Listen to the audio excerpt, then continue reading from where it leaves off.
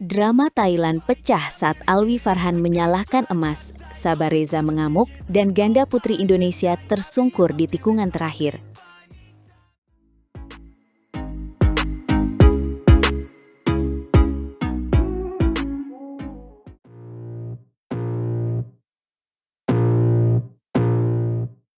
Kaleidoskop 2025 di Thailand seperti menyalakan kembang api terakhir ketika Alwi Farhan merebut emas tunggal putra dan menggetarkan harapan baru.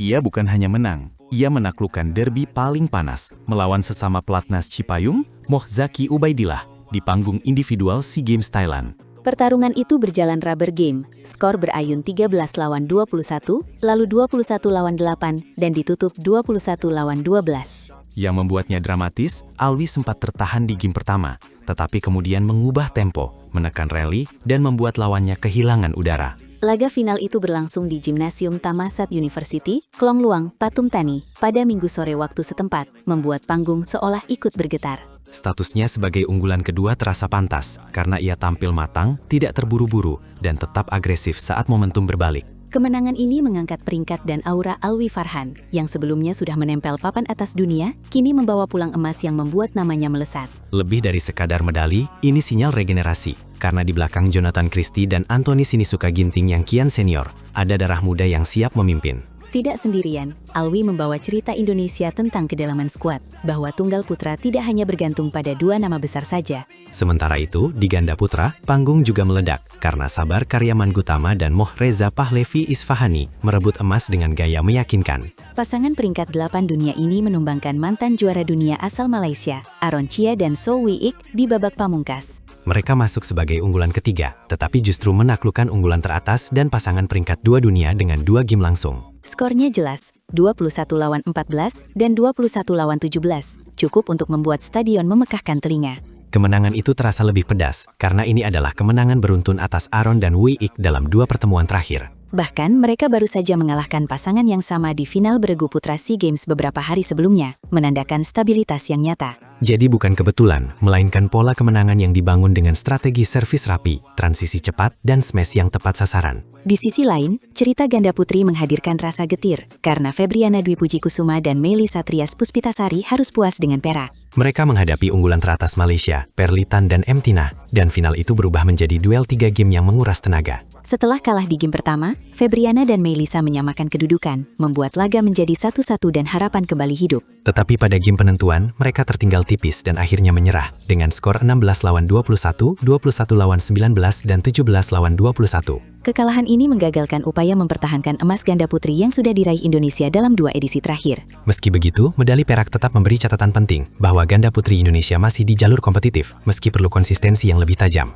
Jika dirangkum, SEA Games Thailand 2025 memberi 3 warna, emas tunggal putra, emas ganda putra, dan perak ganda putri. 2 emas itu memberi energi baru, seolah menegaskan bahwa regenerasi bukan sekadar wacana, tapi sudah berbuah di level regional. Yang menarik, kemenangan Alwi Farhan terjadi lewat tekanan mental yang kuat, membalikan skor dan menguasai arena saat keadaan tidak ideal. Sedangkan Sabar dan Reza tampil seperti pasangan matang, memanfaatkan celah lawan, memainkan netting halus, lalu menutup dengan smash keras. Di balik semua itu, ada pesan kuat bahwa Indonesia memiliki kedalaman sektor ganda dan tunggal, dari pelatnas hingga pasangan profesional. Ini penting untuk musim berikutnya, karena kalender BWF World Tour menuntut stamina panjang dan pilihan pemain yang fleksibel. Dengan Jonathan Christie dan Anthony Ginting semakin senior, Alwi Farhan bisa menjadi poros baru yang memberi napas segar. Dan ketika pasangan seperti Sabar dan Reza terus menang, Indonesia punya kans nyata untuk mendominasi ganda putra di turnamen besar. Namun ganda putri tetap jadi pekerjaan rumah, karena tekanan final memperlihatkan betapa tipisnya jarak antara emas dan perak. Kalau Febriana dan Melisa mampu menjaga fokus di poin kritis, mereka bisa kembali merebut gelar pada edisi berikutnya. Di akhir tahun, kaleidoskop ini terasa lengkap. Ada kemenangan yang meledak, ada kecewa yang menyengat, dan ada pelajaran berharga. Dan pertanyaannya kini, apakah momentum emas SEA Games Thailand ini mampu dibawa ke level BWF World Tour dengan konsistensi yang sama? Satu hal jelas, Alwi Farhan telah menyalakan obor baru. Sabar dan Reza meneguhkan kekuatan ganda, dan Indonesia kembali punya alasan untuk percaya.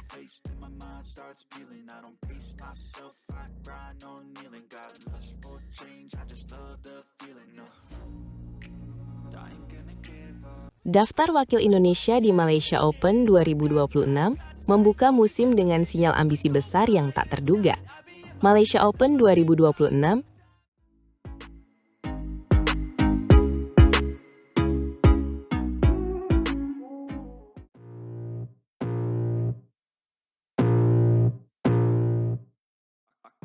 Terasa seperti panggung pembuka yang menegangkan, karena Indonesia membawa skuad penuh warna ke Axiata Arena Kuala Lumpur. Betul, ini turnamen Super 1000 pada kalender BWF World Tour, jadi daftar wakilnya jadi semacam pernyataan sikap di awal musim. Yang paling disorot jelas Jonathan Christie. Konsisten dengan 3 gelar BWF level Super 500 ke atas musim lalu, ia jadi kompas bagi sektor tunggal putra. Menariknya, Jonathan tidak sendiri. Alwi Farhan ikuti bawa, peraih emas SEA Games 2025 Thailand. Debut musim barunya langsung di panggung besar. Kombinasi itu memberi sinyal bahwa Indonesia ingin stabil dan agresif sekaligus. Ada pengalaman untuk bertahan, ada darah muda untuk mengejutkan. Di tunggal putri, 2 nama andalan langsung mengunci perhatian. Gregoria Mariska Tunjung, sang peraih perunggu Olimpiade Paris 2024, serta Putri Kusumawardhani. Putri juga bukan sekedar pelengkap. Ia pernah menembus peringkat 3 besar kejuaraan dunia BWF. Jadi momentum musim ini sangat mungkin berlanjut. Aku suka bagaimana daftar ini tidak terjebak pada nama besar saja, tapi tetap mengedepankan kedalaman skuad merah putih. Lalu di ganda putra, ada 3 pasangan. Dan sorotan utama jatuh ke Fajar Alfian dan Muhammad Sohibul Fikri. Ingat, mereka juara Malaysia Open edisi 2023. Itu membuat tekanan sekaligus percaya diri, karena mereka punya memori manis di Axiata Arena. Namun sekarang lawan juga sudah memetakan gaya mereka. Selain itu ada pasangan muda Raymond Indra dan Nicolaus Joaquin, yang jelas dibawa untuk menambah opsi dan memupuk jam terbang. Jangan lupakan Sabar Karyaman Gutama dan Muhammad Reza Pahlavi Isfahani, pasangan non-pelatnas yang meraih emas SEA Games 2025. Kehadiran pasangan non-pelatnas ini memberi pesan bahwa prestasi lokal bisa langsung diterjemahkan ke level BWF World Tour. Lalu sektor ganda putri hanya diisi 1 pasangan, Febriana Dwi Puji Kusuma dan Melisa Trias Puspitasari, yang membawa misi membalas hasil kurang baik musim lalu. Ini menarik, karena 1 pasangan berarti tekanan besar, tapi juga fokus penuh pada 1 target, membuat strategi mereka bisa sangat spesifik. Di ganda campuran, Indonesia mengirim 2 pasangan muda, Jafar Hidayatullah dan Felicia Alberta Nathaniel Pasaribu, serta Marwan Faza dan Aisyah Salsabila Putri Pranata. Mereka diharapkan mampu mencuri poin penting di turnamen pembuka musim, karena poin di awal tahun sering menentukan ritme peringkat. Dengan jadwal 6-11 Januari 2026, Malaysia Open jadi medan uji yang padat. Semua sektor harus siap sejak hari pertama. Aku melihat komposisi ini sebagai jembatan antara pengalaman elit dan keberanian muda, dengan tujuan menjaga arus regenerasi. Dan jangan lupa, gelar terakhir Indonesia di Malaysia Open diraih Fajar Alfian dan Muhammad Rian Ardianto pada 2023. Mereka menundukkan Liang Weikeng dan Wang Chang dalam laga final 3 game. Itu bukti Indonesia tahu caranya menang di turnamen ini. Tapi itu juga jadi beban sejarah, karena publik berharap ada gelar lagi. Setidaknya 1 sektor membawa pulang trofi. Yang membuat antusias, sektor tunggal putra masih punya Jonathan Christie yang stabil, sementara Alwi Farhan bisa jadi kuda hitam. Di tunggal putri, Gregoria membawa konsistensi panggung besar, sementara putri membawa kecepatan pembuktian, kombinasi yang membuat rival waspada. Jika bicara strategi, Super 1000 menuntut fisik dan mental, sehingga pemain muda yang belum terbiasa tekanan bisa terpeleset di babak awal. Namun justru disitulah kejutan sering lahir, terutama saat lawan belum membaca pola baru dari pemain yang baru muncul. Aku menantikan bagaimana Jafar dan Felicia, serta Marwan dan Aisyah, memanfaatkan kesempatan ini untuk menunjukkan karakter. Dan di ganda putra, pengalaman Fajar dan Fikri bisa menjadi kunci, karena mereka sudah pernah mengangkat trofi di tempat yang sama. Untuk Febriana dan Melisa, ini saat menebus luka edisi sebelumnya. Fokus pada konsistensi, menekan kesalahan sendiri, lalu memaksa lawan bermain panjang.